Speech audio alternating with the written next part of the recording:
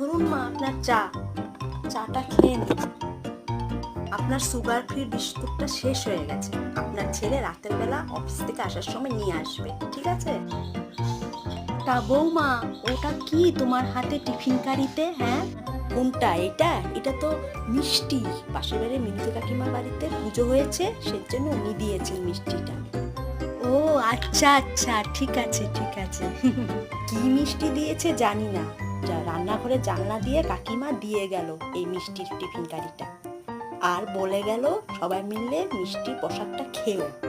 হায় ভগবান, আমি দুধ বসিয়ে এসছি, মিষ্টিটা এখানে রেখে গেলাম, দুধটা নামিয়ে আসছি মা। বৌমা টিফিন কারিটা রেখে গেছে, মিষ্টি একটা খেয়ে নি, বৌমা জানতেও পারবে না। খেয়ে নি।